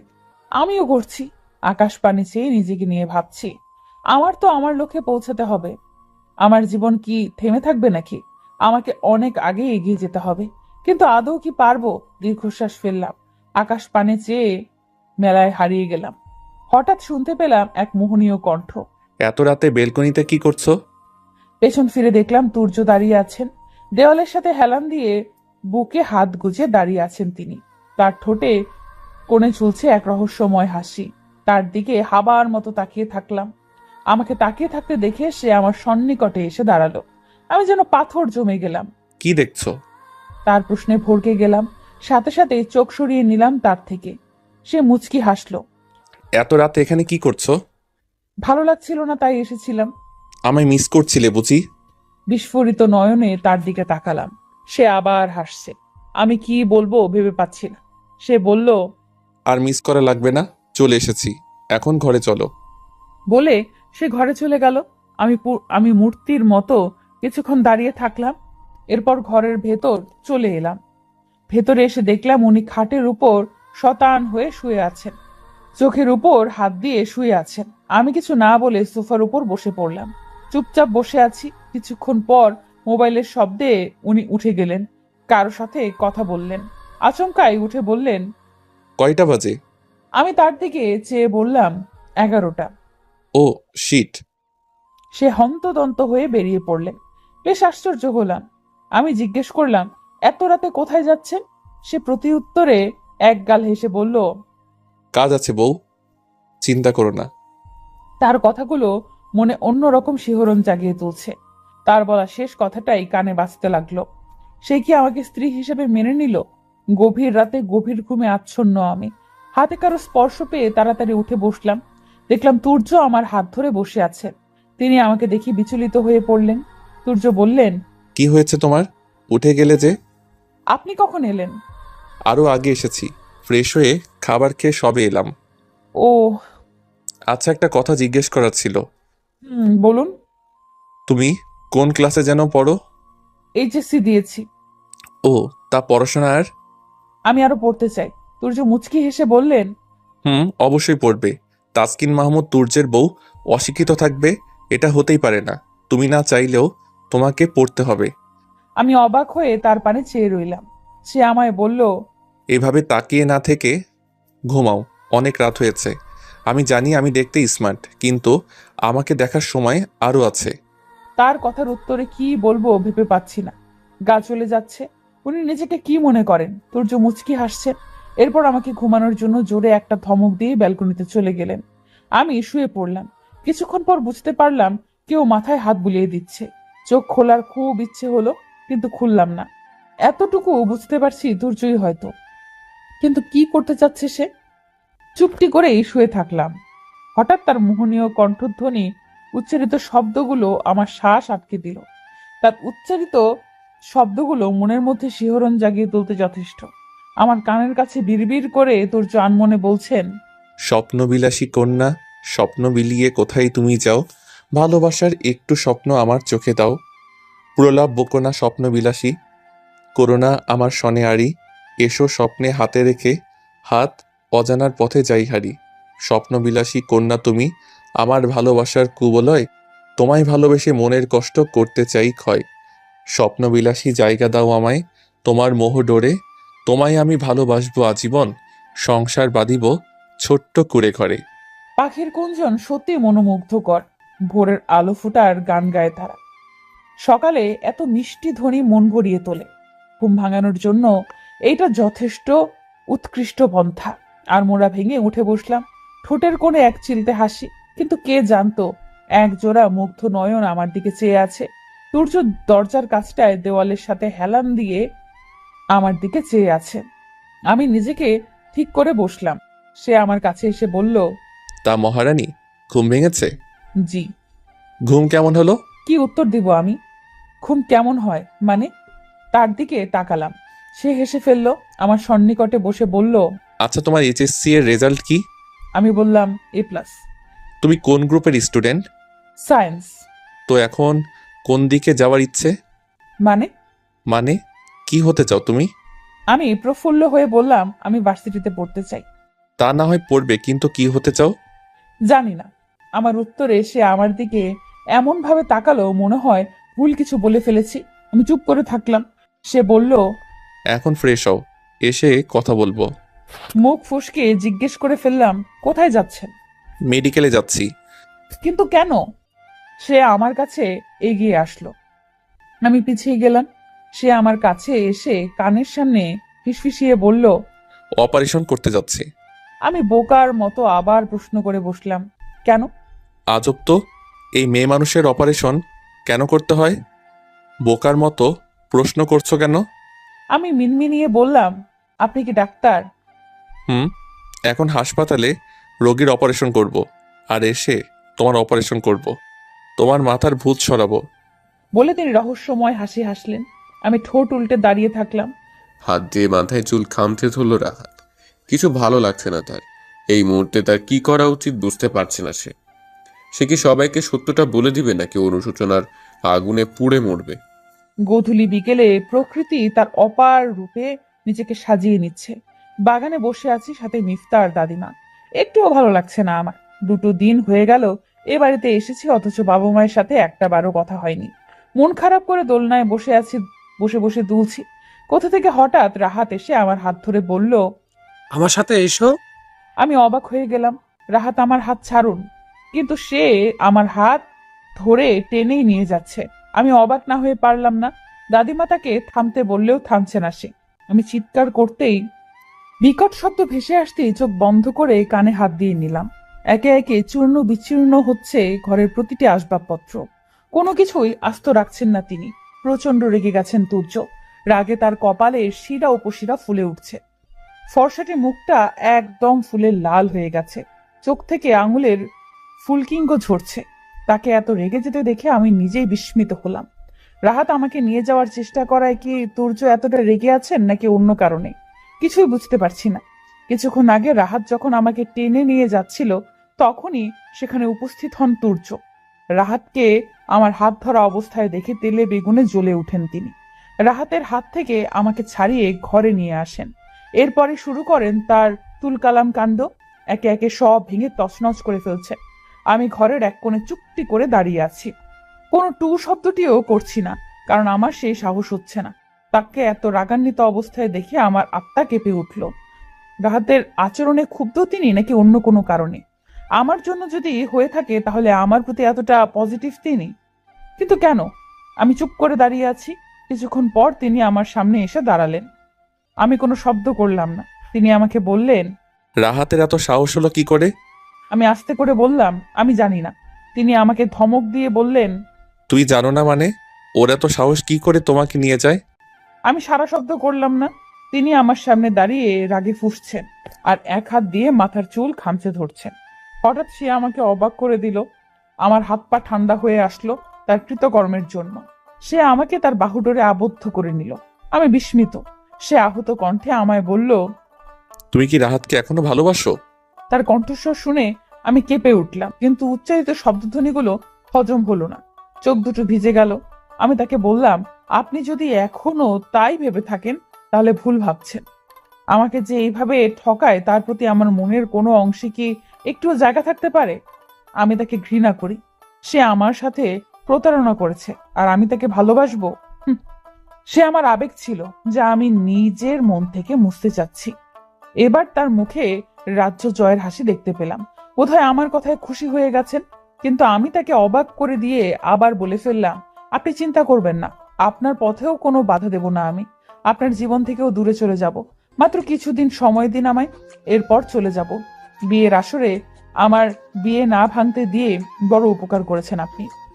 আমার বাবার মান সম্মান বাঁচিয়েছেন। আমার বিরুদ্ধে কুৎসা রটানোর থেকে আমাকে রক্ষা করেছেন। আপনার উপকার কি আমি ভুলতে পারি? যে লোকটা আমার উপকার করেছে তার পথের কাটা হই কি করে বলুন তো? আপনাকে আমার জন্য কোনো কষ্ট করতে হবে না। আমি চলে যাব। আপনার লাইফ নষ্ট হবে না আমার জন্য। আমি আমার মতো সামনে এগোবো। কারো দয়ায় থাকতে চাই না আমি। এক নিঃশ্বাসে এগুলো কথা তাকে শুনিয়ে দিলাম আমি। ঠিকই বলেছি, আমাদের বিয়েটা তো অনাকাঙ্ক্ষিত। তবে কেন এটা দুজনকেই মেনে নিতে হবে? কেন এটাকে মেনে অন্যের জীবন নষ্ট করব আমি? কথাগুলো বলার সময় সামনের ব্যক্তির দিকে তাকাইনি, কিন্তু বলার পর তাকে দেখে হাত পা ঠান্ডা হয়ে আসছে। মুখে এক রাগের আভাস। চরম পর্যায়ে রেগে গেছেন তা বুঝতে বাকি রইল না আমার। আমি শুকনো ঢোক গিললাম। সে এবার দাঁতে দাঁত চেপে আমাকে বলল, তো তোমার বলা শেষ হয়েছে নাকি আরো কিছু জমিয়ে রেখেছো বলার জন্য? আমি চুপ করে থাকলাম। তিনি আবার বললেন, তোমারটা শেষ হলে এবার আমারটা শোনো। বিয়েটা যেভাবেই হোক হয়েছে, এখন তুমি আমার স্ত্রী। যদি ভেবে থাকো আমার থেকে দূরে চলে যাবে তাহলে তা একদম ভুল ভাবছো। আমি তোমাকে ছাড়ছি না। তোমাকে আমার সাথে থাকতে হবে, তা হোক তোমার ইচ্ছার বিরুদ্ধে। তোমাকে আমার সাথেই থাকতে হবে। তোমার উপর আমার পূর্ণ অধিকার আছে। এখন থেকে আমার কথায় তোমাকে উঠতে হবে, আমার কথায় বসতে হবে। কাজে আজকে যা বলেছ দ্বিতীয়বার যাতে এসব কথা আর মুখ থেকে না বের হয়, এবার সাবধান করে দিচ্ছি। তার কথায় বেশ অবাক হলাম। আমি তার আচরণে বিস্মিত। কি চাচ্ছে সে? সে কি আমাদের সম্পর্কটা মেনে নিয়েছে? আমি তাকে বললাম, আপনি আমার উপর জোর করছেন। সে দীর্ঘশ্বাস ফেলে বলল, প্রয়োজনে তাই করব। এখন থেকে আমার একটা কথা নড়চড় যদি হয় তাহলে তোমার কি যে করবো তা আমি নিজে জানি না। আমি অবাক। সে ঘর থেকে প্রস্থান করলো, কিন্তু সাথে সাথেই আবার ফিরে আসলো। আমার সাথে এসেই কপালে এক চুম্বন এঁকে দিল। আমি হিম হয়ে যাচ্ছি ধীরে ধীরে। তাকে বাধা দেওয়ার শক্তি হারিয়ে ফেলেছি মনে হচ্ছে। সে আমার গালে আলতো করে হাত রেখে বলল, রাহাতের থেকে নিজেকে দূরে রাখবে, কোনো কথা বলবে না। ও বলতে চাইলেও বলবে না, একদম দূরে থাকবে, কেমন? আমি কিচ্ছু বললাম না। সে বলল, রাহাতের আচরণে অনেক কষ্ট পেয়েছো তাই না? আমি চুপ করে রইলাম। নোনা জলগুলো একাই ধরছে, কোনো বাধা মানছে না। সে আমার গালে হাত রেখে আলতো করে মুছে দিল সেই বাড়ি ধারা। এরপর আবার বলল, আমি বাহিরে যাচ্ছি, তাড়াতাড়ি চলে আসবো। যা বলেছি যাতে মনে থাকে। রাত নেমেছে সেই কখন। আকাশের বুকে অন্ধকারে কালো রেখা ফুটে উঠেছে। থালার মতো চারটা ছড়িয়েছে তার আলোক রশ্মি। এতে কিছুটা অন্ধকার লাঘব হয়েছে। তারার মেলা তার রং দিয়ে ছড়িয়েছে ভুবন মাঝে। জ্যোৎস্না রাতের মুগ্ধ দৃশ্য মন মাতিয়ে তুলছে। রাতের এই দৃশ্য উপভোগে আজ আমার সাথী দাদিমার সাথে ব্যালকনিতে বসে সেই দৃশ্য উপভোগে ব্যস্ত আমি। সূর্য বাহিরে যাওয়ার পরপরই তার কাছে চলে এসেছি। একদমই ভালো লাগছিল না। এ বাড়িতে আসার পর যাও ছিলাম বাড়িতে তো একেবারেই না। সব জিরাবে, তাও আমার মুখ জিরোবে না। আর সেই আমি হয়ে গেছি এতটা শান্ত, এতটা চুপচাপ, এতটা লন্ডভন্ড। ভাবতেই গা শিউরে উঠে। আকাশে হাজারো নক্ষত্রের মেলা, একের পর এক হারিয়ে যাচ্ছে, আবার নতুনের আগমন ঘটছে। এই বিশাল গগনে যে নক্ষত্র তা হিসেব করা কঠিন। এই নক্ষত্রের মেলায় যদি হারিয়ে যেতে পারতাম তাহলে কি এমন ক্ষতি হতো? কেন আমি হারাই না? আমি হারিয়ে যেতে পারি না সবার থেকে দূরে কোথাও, যেখানে কেউ পাবে না। নিজেকে পুতুল মনে হচ্ছে, যার যেভাবে ইচ্ছে নড়াচড়া করছে। একটা দীর্ঘশ্বাস ফেললাম। দাদিমা আমাকে জিজ্ঞেস করলো, ঘুমোবে না? রাত কত হলো দেখেছো? ঘুম তো আসে না দাদি, আমি কি করব? আমার ঘুম যে হারিয়ে গেছে, মনে হয় না আর ফিরে আসবে। এভাবে কেন বলছো? তুর্য কিছু বলেছে? আমি মুচকি হেসে বললাম, না তো, সে আবার কি বলবে? হঠাৎ হাওয়া আমাকে তছনছ করে দিল। আমি একদম বলতে গেলাম। দাদিমা আমার মাথায় হাত বুলিয়ে দিয়ে বললেন, কিছুই হবে না আমার সোনা বাচ্চাটার, সব সময় তোমার উপর আমার দোয়া আছে। আস্তে আস্তে সব ঠিক হয়ে যাবে। আমার নাতিটা অনেক রাগী হলেও কখনো তোমাকে কষ্ট দিবে না। তুমি অনেক সুখী হবে রোজ। দাদির কথায় একটু সৌজন্যমূলক হাসি দিলাম। আদৌ কি সুখ কপালে আছে? চুপ করে বসে রইলাম। হঠাৎ করে দাদি বললেন, তুর্য তোমায় কি কিছু বলেছে রোজ? এ বিয়েতেও খুশি না? তার প্রশ্নের উত্তরে আমার কি বলা উচিত বুঝতে পারছি না। আমার ছোট্ট মস্তিষ্কের উত্তর খুঁজে পাচ্ছে না। কারো কণ্ঠস্বরে থেমে গেলাম। মেহুরানি, আজ কি ঘুমাবে না? দেওয়ালে হেলান দিয়ে আমাকে ইঙ্গিত করে বললেন তুর্য। তার মুখে নিজের নাম শুনে শিউরে উঠলাম। তার মোহনীয় কণ্ঠস্বর। আমি তার কথার কোনো জবাব না দিয়ে চুপ করে রইলাম। তিনি আমার কোনো সাড়া শব্দ না পেয়ে আবার বললেন, কথা বলছো না যে? আমি কিছু বলছি তোমায়, কানে শুনতে পাচ্ছ না? আমি আস্তে আস্তে বললাম, একটু পর ঘুমাবো। আমার উত্তর বোধহয় তার ভালো লাগেনি। নিজের স্থান ত্যাগে আমার কাছে এসে দাঁড়ালেন উনি। আমার মুখোমুখি দাঁড়িয়ে তিনি বললেন, একটু পরে তো তুমি ঘুমাবে, কিন্তু আমি তো এখন ঘুমাবো। সে ঘুমাবে তো আমার কি? ভ্রু কুচকে বললাম, যান ঘুমান। মানা করেছে কে আপনাকে? আপনার ঘুম এসেছে, আপনি তো ঘুমাতেই পারেন। দাদি আমাদের দেখে মুচকি হাসেন। দাদি বললেন, রাত তো অনেক হয়েছে, যাও ঘুমোতে। সে এক রহস্যময় হাসি হেসে আমাকে বলল, আমি তো ঘুমাবোই, কিন্তু কি হয়েছে জানো? আমি না আবার বউ ছাড়া ঘুমাতে পারবো না। নতুন নতুন বিয়ে করলাম, বউ ছাড়া কি থাকা যায়? তার কথা শুনে বিস্মিত হলাম। মুখ কান দিয়ে গরম ধোঁয়া বের হচ্ছে। কি বলছেন উনি? কিভাবে বলছেন? দাদির দিকে চেয়ে দেখলাম সে হাসছে। হাসতে হাসতে তিনি বললেন, যাও যাও, আমরা তো বুড়ি হয়ে গেছি, সময় তো এখন তোমাদেরই। আমি চুপ করে দাঁড়িয়ে থাকলাম। সে আমার হাত টেনে নিয়ে যেতে যেতে বললেন, কি বলেছিলাম? এত তাড়াতাড়ি ভুলে গেছে? আমি তাকে বললাম, আজব তো, আমি কি যাব না বলেছি? এভাবে টেনে নেওয়ার কি আছে? তাই না? আমি জোর না করলে তুমি আসতে? কি ভেবেছ তোমার মতলব আমি বুঝি না? আমি আবার আসবো না কেন? সেটা তো তুমি জানো জান। আরেক দফা বিস্ময় আমায় চেপে ধরলো। হঠাৎ ওনার কি হলো? সে আমায় এক চোখ টিপ দিলেন। ঠোঁটে তার হাসির রেখা। আমাকে ঘরে নিয়ে গিয়ে বললেন, এখন চুপচাপ শুয়ে পড়ো, আর একটা কথাও বলবে না। আমি চুপটি করে শুয়ে পড়লাম। লাইট বন্ধ করে দিয়ে ব্যালকনিতে চলে গেলেন উনি। আমি গুটিসুটি হয়ে শুয়ে কিছুক্ষণ পর কোমরে কারো স্পর্শে কেঁপে উঠলাম। হঠাৎ কেউ আমাকে টেনে নিজের বাহুডোরে আবদ্ধ করে নিল। বুঝতে বাকি রইল না সে কে। আমি নিজেকে তার কাছ থেকে ছাড়াতে ব্যস্ত হয়ে পড়লাম। আরে কি করছেন? আমাকে ছাড়ুন। নিঃশ্বাস বন্ধ হয়ে আসছে তো। আপনি এখানে কেন? সে নিঃস্ব। আমি নিজেকে ছাড়ানোর ব্যর্থ চেষ্টা করেই চলেছি। আপনি আমাকে ছাড়ছেন না কেন? এক পর্যায়ে বলে ফেললাম, আপনি আমাকে ছাড়বেন নাকি আমি চিৎকার করে সবাইকে ডাকবো? সে তাও চুপ হয়ে আছে। অনেকক্ষণ চেষ্টা চালিয়ে এক সময় থেকে গেলাম। এবার তিনি হাসলেন। এরপর বললেন, তা ম্যাডাম, গায়ের শক্তি শেষ হয়েছে? আমি মুখ ফুলিয়ে চুপ থাকলাম। মেহুরানি, তুমি যদি চিৎকার করো এতে তোমারই সমস্যা হবে। কেউ আমাকে কিছু বলার সাহস করবে না। আফটার অল আমরা হাজব্যান্ড ওয়াইফ, আমাদের মধ্যে তো কত কিছুই হতে পারে। বউয়ের সাথে থাকার অধিকার কিন্তু আমার আছে, এটা কিন্তু মাথায় রেখো। আমি চুপ, একদম শান্ত হয়ে গেলাম। লোকটা কি চাচ্ছে আমার একদমই ভালো লাগছে না। সে আমাকে আরো শক্ত করে তার বাহুডোরে আটকে নিল। ছেড়ে দিল বোধহয় পালিয়ে যাব। আমার দম বন্ধ হবার উপক্রম, কিন্তু কিছুই বলতে পারছি না। কিছুক্ষণ পর সে তার শক্ত বাঁধন থেকে আমায় মুক্তি দিয়ে উঠে বসলো। আমি চুপ করে শুয়েই থাকলাম। সে আমার দিকে এক নজর তাকালো। আবছায় তার হাস্যোজ্জ্বল মুখটা দেখতে পাচ্ছি। সে আমার কাছে এগিয়ে এসে কানের সামনে ফিসফিসিয়ে বলল, রেগে গেলে নাকি বউ? আমি চুপ, কিচ্ছু বলছি না। কেন জানি কথা বলতে ইচ্ছে হচ্ছে না। মনে হচ্ছে বাকশক্তি হারিয়ে ফেলেছি। হঠাৎ সে আমায় বলল, সরি বউ। আমি আশ্চর্য। জিজ্ঞেস করলাম, তোমাকে রাগানোর জন্য। কেন? আমাকে রাগানোর মানে? আমি অনেক বিরক্তিকর, তাই না মেহু? মানে কি বলছেন আপনি? হঠাৎ কি হলো আপনার? সে হেসে বলল, কিছু না। আমি কোনো শব্দ করলাম না। সে আবার বলল, মন খারাপ তোমার? আমি চুপ। সে হেসে বললেন, বাবা মায়ের সাথে কথা বলবে? তার কথা শুনে খুশিতে নাচতে ইচ্ছে হচ্ছে। এ বাড়িতে আসার পর থেকে একটা বারও কথা হয়নি তাদের সাথে। একটুও ভালো লাগছে না। আম্মু হয়তো খুব চিন্তা করছে।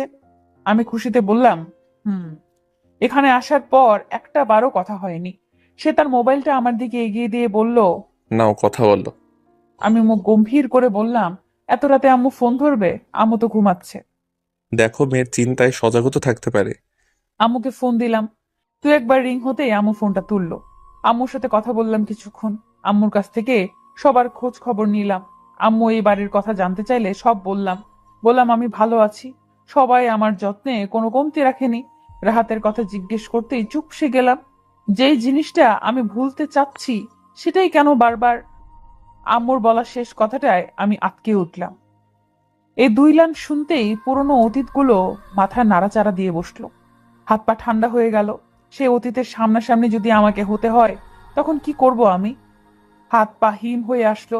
আম্মুকে বলে ফোনটা কেটে দিলাম। চুপ করে বসে থাকলাম। আমার ভবিষ্যতে কি হবে আমার সাথে? রাহাত দাঁড়িয়ে আছে এক পুরনো বাড়িতে। সামনের প্রতীয়মান ব্যক্তি তার প্রতি ভীষণ ক্ষুব্ধ। এটা সে ভালোই টের পাচ্ছে। সামনের ব্যক্তিটি ঘরের এক পাশে থাকা টেবিলের উপর জোরে ঘুষি মরল। হিংস্র পশুর মতো আচরণ শুরু করে দিল। গর্জে উঠল সে। রাহাত মিনমিনিয়ে বলল, সব তো ঠিকই ছিল, কিন্তু বিন্দু তখন। রাহাত চুপ করে থাকলো। ব্যক্তিটি আবার বলল, বিন্দু আমার স্ত্রী, কেন পাবো না আমি ওকে? হিংস্রতার হাসি দিয়ে ব্যক্তিটি তাকে বলল, ঘুমের মধ্যে অনুভব করলাম কার উষ্ণ নিঃশ্বাস মুখে আছড়ে পড়ছে। মন সায় না দিলেও চোখ খুললাম। চোখের পাতা মিলতেই দেখলাম 2টি চোখ আমার দিকে দৃষ্টি স্থাপন করছে। বেশ অবাক হচ্ছি। সূর্য আমার দিকে তাকিয়ে আছেন। আমি তার দৃষ্টি উপেক্ষা করে বললাম, কি হয়েছে আপনার? ঘুমাবেন না? আমার ঘুম আসছে না যে মেহু, আমি কি করব বলো তো? ঘুম আসছে না মানে? জানি না, আমার ঘুম আসছে না। চোখ বন্ধ করে শুয়ে পড়ুন। সে হেসে বলল, তাতে কি হবে? হবে। আমার যে হবে না? কেন? সে দীর্ঘশ্বাস ফেলে বলল, আমি এমন কেন বলো তো? এমন মানে কেমন? এভাবে কথা বলছেন কেন? আচ্ছা, আমি খুব খারাপ, তাই না? কি বলছেন আপনি? সে হেসে বলল, মেহু, তুমিও তো আমায় ছেড়ে চলে যাবে, তাই না? ক্ষণে ক্ষণে বিস্মিত হচ্ছি। আশ্চর্য তো, মানুষটা আসলে কি বলতে চাচ্ছে? তার কথার উত্তরে আমার কি বলা উচিত? কি বলবো তাকে? আমি যে ভেবে পাচ্ছি না। সে আবার বলল, মেহুরানি, আমি চাই তুমি ভালো থাকো। তুমি ভালো থাকলে আমিও ভালো থাকবো। কিন্তু একটা কথা মনে রেখো, আমার থেকে দূরে যাওয়ার কথা ভুলেও মাথায় আনবে না একদম। আমি কিচ্ছু বললাম না। মেহু, ঘুমাবে না? আপনি ঘুমাবেন না? ঘুমাবো তো, কিন্তু ঘুম যে আসছে না। কেন, আপনার কি হয়েছে আবার? কিছু না, কিছু কথার উত্তর না দেওয়াই ভালো। তার কথার আগাগোড়া বুঝলাম না। চুপটি করে বসে থাকলাম। হঠাৎ সে আমার কোলে মাথা দিয়ে শুয়ে পড়ল। বলল, মেহুরানি, মাথায় হাত বুলিয়ে দাও তো, আমি ঘুমাবো। আমি কোনো কথা না বলেই তার মাথায় হাত বুলিয়ে দিতে থাকলাম। নিজের অজান্তেই ঠোঁটের কোণে এক হাসির রেখা ফুটে উঠল। আমি চলে যাচ্ছি রাহাত। বিন্দুর কথায় পিছন ফিরল রাহাত। এইমাত্র অফিস থেকে বাড়ি ফিরেছে সে। রুমে এসে ফ্রেশ হতে যাবে তখনই বিন্দুর উচ্চারিত শব্দগুলো তার পা আটকে দিল। হঠাৎ বিন্দুর কথার সে হজম করতে পারল না। রাহাত দ্রুত পায়ে হেঁটে বিন্দুর নিকটে গেল। তুমি চলে যাচ্ছ মানে? আমি ভাইয়ের কাছে চলে যাচ্ছি রাহাত। যেদিন তুমি আমাকে সবটা বলতে পারবে, যেদিন তুমি আমার আগের রাহাত হয়ে ফিরে আসবে, সেদিন আমার কাছে আমি ফিরে আসব। এর আগে কখনোই না রাহাত। বলে বিন্দু এক মুহূর্ত না দাঁড়িয়ে চলে গেল। রাত দপ করে ফ্লোরে বসে পড়ল। প্রেয়সীর দেওয়া যন্ত্রণাগুলো যে কত বিষাক্ত বেদনা তার থেকে ভালো আর কেউ জানে না। যাকে পাওয়ার জন্য এতটা পথ এগুলো, আজ সেই তাকে ছেড়ে চলে গেল। চোখ থেকে তার অশ্রুকণা আপন গতিতে প্রবাহিত হচ্ছে। বুঝতে বাকি রইল না কেন তার প্রেয়সী চলে যাচ্ছে। এর পিছনে কার হাত সে তার ঠিকই টের পাচ্ছে, কিন্তু তার প্রেয়সী কি বুঝবে তাকে? সব খারাপের মাঝে একটা ভালো থাকে, সব কষ্টের মাঝেও একটা সুখ থাকে। কিছু মানুষ দূরে চলে যায়, আবার কিছু মানুষ পরম যত্নে নিজের সাথে মিশিয়ে নেয়, ভালোবাসার চাদরে মুড়িয়ে নেয়, আমাদের চাওয়া পাওয়ার মাঝে নিজেকে বিলিয়ে দেয়। আমার ক্ষেত্রেও হয়তো তাই ঘটেছে। বিগত কয়েকদিনে ধীরে ধীরে দূরের মানুষগুলো আমার বেশ আপন হয়ে উঠেছে। আর যাদের কাছের মানুষ বলে জেনে এসেছি, তারা এক হাওয়ায় নিমেষেই দূরে চলে গেছে, একা ফেলে গেছে, দিয়ে গেছে কষ্ট আর প্রতারণা। আজ আমার জন্য বেশ আনন্দের একটা দিন। আজ সূর্য বলেছেন আমাকে বাইরে বেড়াতে নিয়ে যাবেন। এখানে আসার পর তো এই বাড়ির আঙিনায় সীমাবদ্ধ আমি। এই বাড়ি থেকে বের হওয়া তো দূরের কথা, সদর দরজার কাছেও যেতে পারি না। গার্ডসগুলো এমন ভাবে তাকায় মনে হয় এক্ষুনি গিলে ফেলবে। তারও কারণ আছে, তুর্য স্পষ্ট বলে দিয়েছেন আমি যাতে তার অনুমতি ছাড়া বাড়ি থেকে বের না হই, এমনকি মা বাবা কারোর সাথেই না। কয়েকদিন আগে অ্যাডমিশন কোচিং এ ভর্তি করিয়ে দিয়েছেন আমায়, কিন্তু অসুস্থতার কারণে তাও এখন বন্ধ। কয়েকদিন আগে যে জ্বর গিয়েছে আমার, বেচারা আমার থেকে বেশি পাগল হয়ে গিয়েছিলেন। এরপর থেকে আর বাহিরে যেতে দেননি উনি। একদম স্পষ্ট বলে দিয়েছেন আমাকে বাহিরে দেখলে পা ভেঙে দিবেন। আজ উনি ফ্রি, বিকেলের মাঝেই বাড়ি ফিরবেন। আজ আমি তার সাথে বেড়াতে যাব। মানুষটাকে যত দেখি ততই মুগ্ধ হয়ে যাই। এই মানুষটার প্রতি আমি দুর্বল হয়ে যাচ্ছি যে, এই মানুষটা যে ধীরে ধীরে আমার মনে একটু একটু করে জায়গা করে নিচ্ছে তা ভালোই টের পাচ্ছি। গত কয়েকদিন ধরেই এটা খেয়াল করে আসছি। তুর্য তো আমি বলতেই পাগল প্রায়। আমার কোনো কিছুতে ত্রুটি সে রাখছে না, কখন কি প্রয়োজন সব দিকেই খেয়াল তার। সারাদিন পর যখন ক্লান্ত হয়ে হসপিটাল থেকে ফেরেন, তখন এসেই আমার আবদারগুলো পূরণে ব্যস্ত হয়ে পড়েন। হসপিটাল থেকে ফিরেই নজর তার আমার দিকে। কয়েকদিনে রাহাতের কথা আমি প্রায় ভুলেই যাচ্ছি। মনে হবেই বা কি করে, তিনি সেরকম কোনো সুযোগই রাখেননি।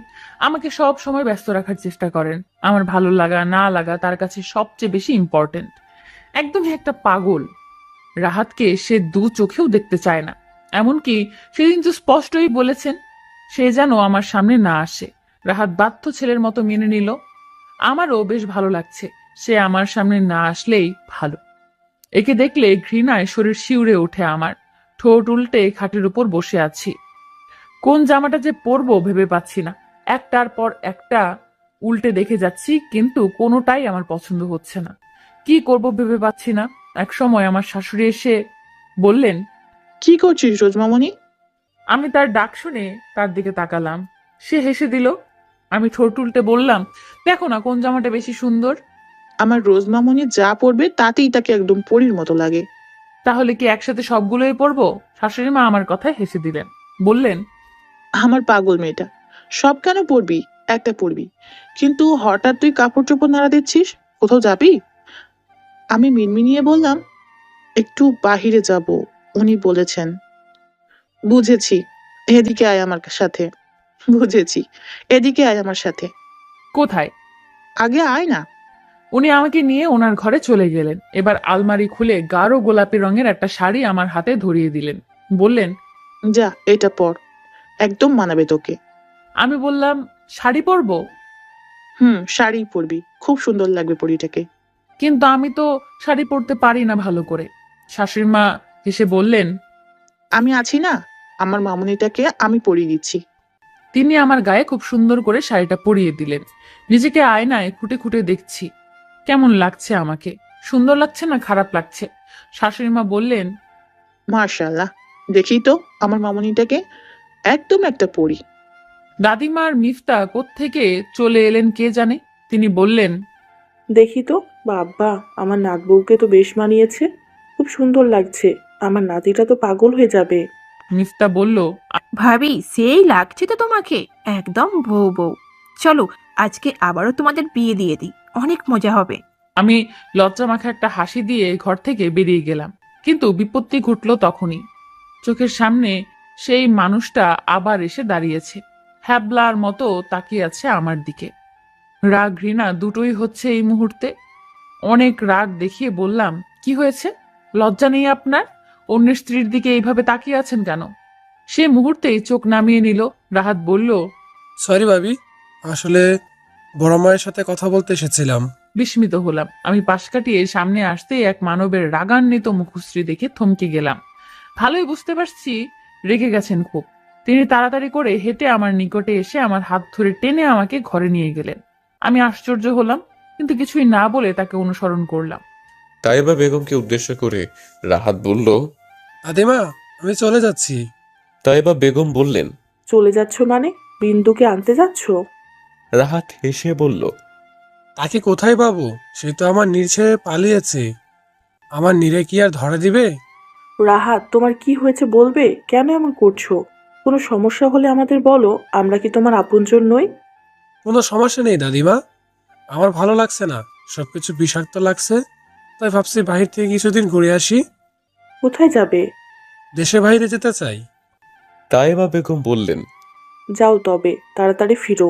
আচ্ছা, বিন্দু রাগ করে চলে গেছে, তুমি কি তাকে ফিরিয়ে আনবে না? সে আসবে না? বলে রাহাত চলে গেল। এই স্টুপিড, তুমি শাড়ি কেন পরেছো?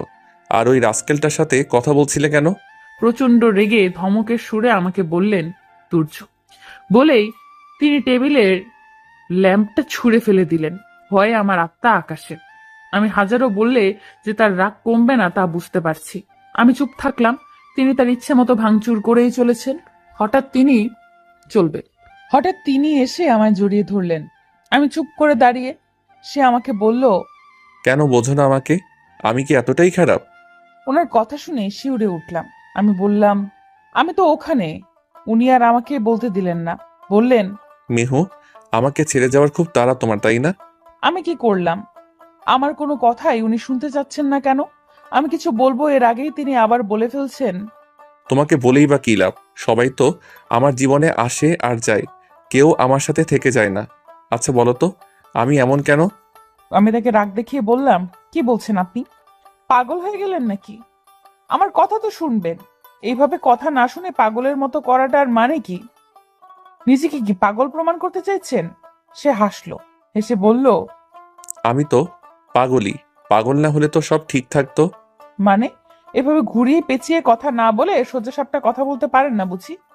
আচ্ছা, সোজা সাপটা বলেই বা কি হবে? উফ, আপনি মানুষটা অতিরিক্ত বোঝেন। আমি বাইরে যাওয়ার জন্য জামা সিলেক্ট করছিলাম, তখন মা এসেছিলেন। এরপর উনি একটা শাড়ি দিলেন। ওটা আমাকে পরিয়ে দিলে আমি ঘরে আসছিলাম, আর তখনই সূর্যের দিকে তাকাতেই দেখলাম উনি আমার দিকে প্রখর দৃষ্টিতে তাকিয়ে। উনি আমাকে দেখছেন, যাকে বলে খুঁটিয়ে খুঁটিয়ে দেখা। আমি চুপ করে দাঁড়িয়ে আছি আর ওনাকে বোঝার চেষ্টা করছি, কিন্তু আমি নির্বাক। খানিকক্ষণ পরে উনি আমার কানের কাছে ফিসফিসিয়ে বললেন, শাড়ি পরলে তো আমার বউটাকে একদম পরিপরি লাগে। আমি চুপ করে ঠায় দাঁড়িয়ে রইলাম। তিনি এবার আমার মুখের সামনে এসে দাঁড়ালেন। তার উষ্ণ নিঃশ্বাস আমার মুখের উপর। বললেন, এই পিচ্চি, শাড়ি কেন পরলে? আমাকে পাগল করে ধান্দায় থাকো, তাই না? আমি হাত দিয়ে শাড়ি খামচে ধরলাম। তিনি আমাকে লজ্জা দেওয়ার জন্য আবার বললেন, বউ, আই অ্যাম কন্ট্রোললেস। এবার কি করবো বলো তো? বাকশক্তি হারিয়ে ফেলেছি। তার মোহনীয় কণ্ঠস্বর ক্ষণে ক্ষণে পাগল করে দিচ্ছে। চোখ দুটো বন্ধ করে নিলাম। তিনি বললেন, কবে বড় হবে পিচ্চি বউ? আমি বেশ অবাক। একটা ইন্টার কমপ্লিট করা মেয়েকে এসে পিচ্চি বলছে। আমি অভিমানী সুরে বললাম, আমি ইন্টার কমপ্লিট করেছি। আপনি আমাকে পিচ্চি বলছেন কেন? আচ্ছা, তাহলে কি বড় বলবো? তা বড় হলে তো বউকে আদর করাই যায়, তাই না? তার কথায় আমার কান দিয়ে গরম ধোঁয়া বের হচ্ছে। বেশ ভালোই বুঝতে পারছি আমাকে লজ্জা দেওয়ার জন্যই তিনি কথাগুলো বলেছেন। আমাকে লজ্জা পেতে দেখে তিনি বোধহয় বেশ খুশি হলেন। আমাকে আরো লজ্জা দিতে তিনি বললেন, বউ লজ্জা পেলে তো তোমাকে আরো বেশি সুন্দর লাগে। আজকে তোমার আরেক রূপ দেখলাম। আমার লজ্জাপতি একদম লাল নীল বেগুনি হয়ে যাচ্ছে লজ্জায়। এমন করলে কিন্তু এখনই। আমি জোরে জোরে বললাম, আপনি চুপ করবেন নাকি আমি মাকে ডাক দিব? তিনি এবার অট্ট হাসিতে ফেটে পড়লেন। বললেন, মাকে ডাক দিবে? দাও, বারণ করছে কে শুনি? আমার তো কোনো সমস্যা নেই, আমি আমার বউকে বলতেই পারি। তা তুমি তোমার শাশুড়িকে বলতে পারবে তো আমি তোমায় কি বলেছি? এবার তার দিকে রাগী দৃষ্টিতে তাকালাম। তিনি এবার বললেন, বউ আমার দেখে রেগে যাচ্ছে। এরপর কানের সামনে ফিসফিসিয়ে বললাম, রাগে তোমার টমেটোর মতো ফুলে ওঠা গালগুলো যে আমার খেয়ে ফেলতে ইচ্ছে হচ্ছে বউ। আমি একে কি বলবো ভেবে পাচ্ছি না। এবার চুপ করে থাকলাম। বুঝতে পারলাম লোকটা আজ আমাকে কথায় লজ্জা দিবে। আজকে আমাকে ছাড় দিবে না এই লোকটা। আমাকে চুপ দেখে উনি বললেন, রাগ করে না বউ, আর বলবো না। এই যে আমি চুপ, এবার একটু হাসো। মুখটাকে একদম বাচ্চাদের মতো করে ফেললেন। তাকে দেখে না হেসে উপায় হলো না। বললাম, এখন কি বাইরে যাবেন? আমার একমাত্র বউ আবদার করেছে আর আমি ফেলে দিব? একদম না। আপনি বসুন ম্যাডাম, আমি এক্ষুনি আসছি। রোজের মা, শুনছনি? রোজের বাবার জোরে ডাক শুনে রোজের মা তার কাছে এসে উপস্থিত হলো। বললেন, কি হয়েছে? এভাবে অস্থির হচ্ছেন কেন? আরে শোনো, হেমাদ ভাইয়ের মেয়ে শিউলিকে পাইতেছে না। হায় আল্লাহ, কি বলছেন? গতকাল না মধুর সাথে আমাদের বাড়ি আসলো? জানি না কি হইতেছে এখানে। তোমার মধু কই? আছে তো ওর বান্ধবী হীরাদের বাড়িতে। সন্ধ্যা নেমে গেছে আর তোমার মাইয়া এখনো বান্ধবীর বাড়িতে। এলাকার পরিবেশ ভালো না, তুমি জানো। তা তো বুঝি, এসে পড়বে এখানেই। আপনি আগান, দেখেন আসেননি। কতবার বলি মেয়েদের বাইরে যেতে দিবে না। এই এলাকায় এখন ভয়ঙ্কর মৃত্যু পড়ি। বড় মেয়েটাকে তো বিদায় করলাম, এবার ছোটটা চিন্তা করেন। তা করতে যাচ্ছে, কিন্তু তোমার বড় মেরে নিয়ে তো আমার এখনো টেনশন। না হয়ে আর উপায় আছে? মেয়েটা যে নিজ চোখে। চুপ, উচ্চারণ করবে না।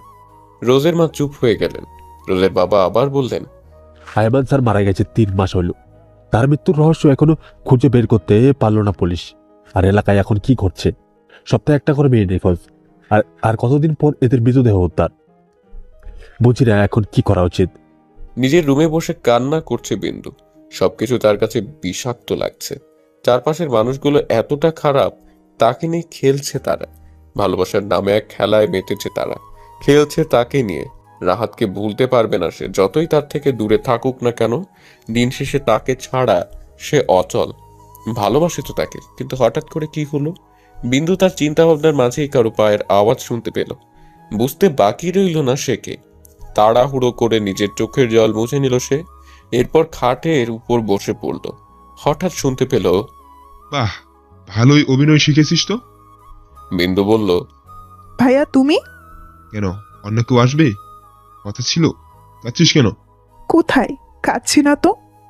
আমার থেকে লুকানোর চেষ্টা করবি না একদম। বিন্দু হু হু করে কেঁদে ফেলল। ভাইয়ের কাছে কিছুই লুকোতে পারল না সে। কাঁদিস না বোন আমার, সব ঠিক হয়ে যাবে, শুধু অপেক্ষা কর। ভাইয়া আমি ওকে ছেড়ে থাকতে পারছি না। ও কোথায় যেন আছে তাও জানি না। ভাইয়া আমি ওকে ভালোবাসি।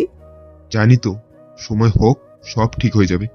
মনে মনে ব্যক্তিটি বলল, আমি আমার বোনের মনে তো কষ্ট দিতে পারি না, তাই তো ওই রাস্কেলটাকে রেখে দিয়েছি।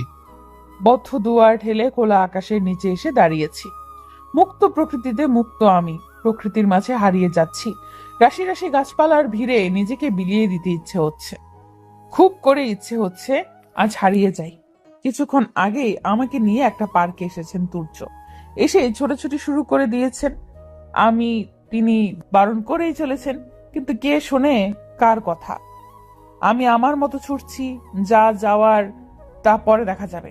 সেও আমার পিছু পিছু ছুটছে, তার সাথে কি আমি পারি? তিনি আমাকে ধরে ফেললেন। মোহনীয় কণ্ঠস্বর ভেদে উচ্চারিত হলো, মেহু, খুব বাজি হয়ে গেছো তো। থামতে বললে শোনো না, খুব দুষ্টুমি শিখেছো।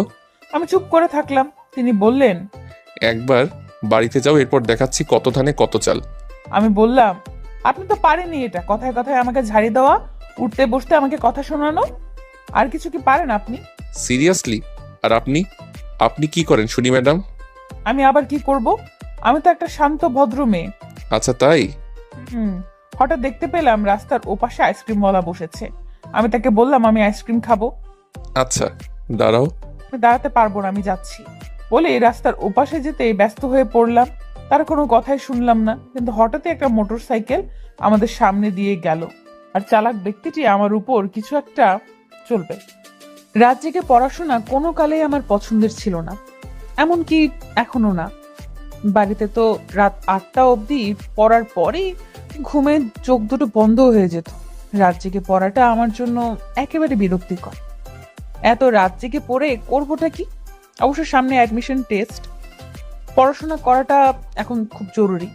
গুণধর একজন বর পেয়েছি যে বর সাহেবের স্পষ্ট উক্তি মেডিকেলে চান্স পেতেই হবে, সেই লক্ষ্যে আমাকে পড়তে হবে। কিন্তু আমার তো ইচ্ছে নেই। এই বদরা কি বিড়ালটাকে কি করে বোঝাই যে আমি মেডিকেলে পড়তে চাই না? বললেই তো রেগে বোম হয়ে যাবে। চুপচাপ সব হজম করে নিতে হচ্ছে। রাত 12টা বেজে গেছে। ঘুমে আমার চোখ দুটো বন্ধ হয়ে আসছে। বইয়ের পাতার দিকে চেয়ে থাকতে আর ইচ্ছে হচ্ছে না।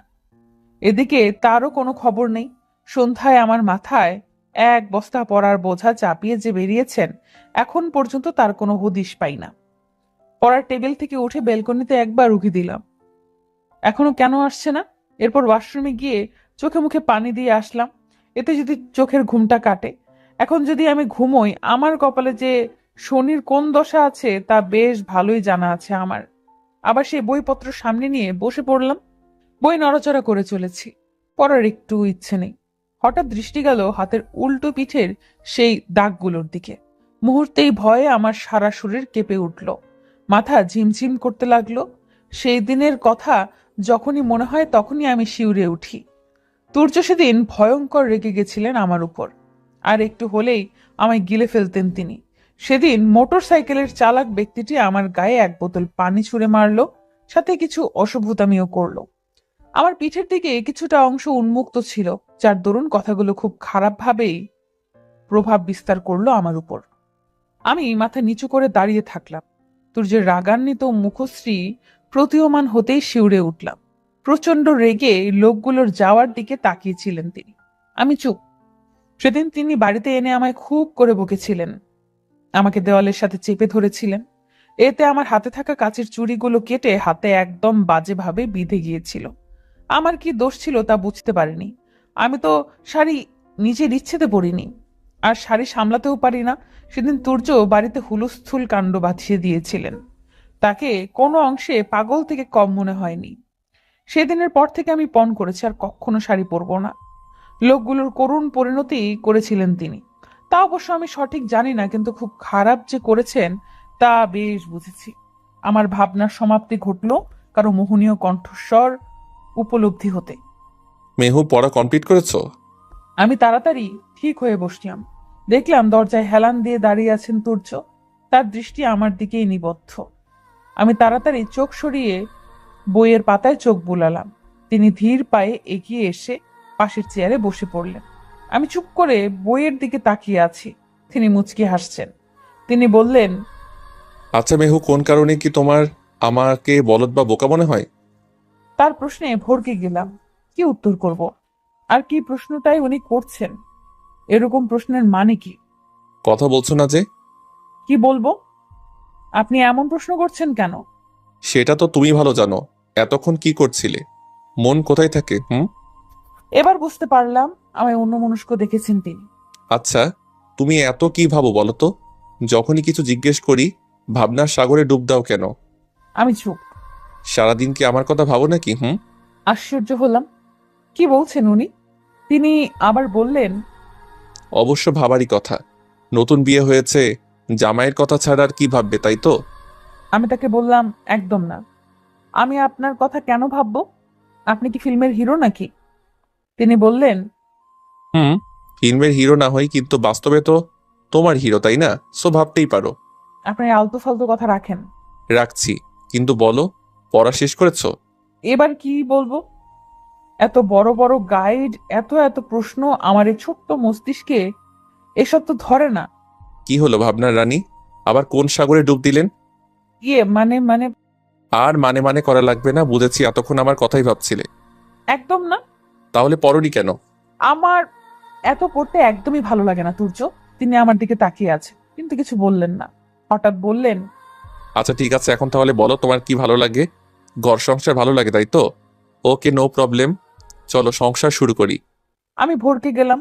বললাম, আমি কি তাই বলেছি নাকি? না, বলনি। সব কি তোমার বলা লাগবে না নাকি? আমি তোমার হাজবেন্ড, কিছু জিনিস এমনিতেই বুঝে নিই। আচ্ছা শোনো, আমাদের সংসারে সব আছে, বেবি নেই। চলো তাহলে ফার্স্টেই বেবি প্ল্যান করি। আর এটার জন্য তো আপনি থামুন, আমি কিন্তু চলে যাব। তুর্য আমার দিকে সন্দিহান দৃষ্টিতে তাকিয়ে ভ্রু নাচিয়ে বললেন, কোথায় যাবে? এখান থেকে ব্যালকনিতে চলে যাব। দেখতে পেলাম তার করুণ চেহারাখানি। আমার কথায় বেচারা কি বলবে ভেবেই পাচ্ছে না।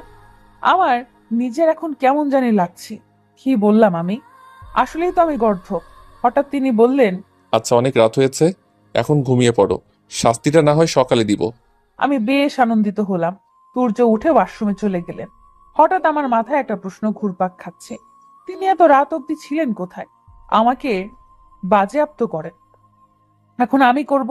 তুর্য ওয়াশরুম থেকে ফ্রেশ হয়ে বেরিয়েছেন। আমি তার দিকে সন্দিহান দৃষ্টিতে তাকিয়ে কোমরে হাত দিয়ে দাঁড়িয়ে আছি। তিনি হয়তো কিছু বুঝতে পারলেন না। বুকের উপর হাত গুজে দাঁড়িয়ে আছেন। কি হলো মেহুরানী, এভাবে তাকিয়ে আছো কেন? আপনি এত রাত অবধি কোথায় ছিলেন? আমার প্রশ্নে তিনি মজা পেলেন। আমাকে রাগানোর জন্য বললেন, দেখছিলাম তোমার জন্য একটা বান্ধবী জোগাড় করতে পারি নাকি। আমার বান্ধবী মানে? ইস, তোমার বান্ধবী হবে না তো হবে তোমার সতীন।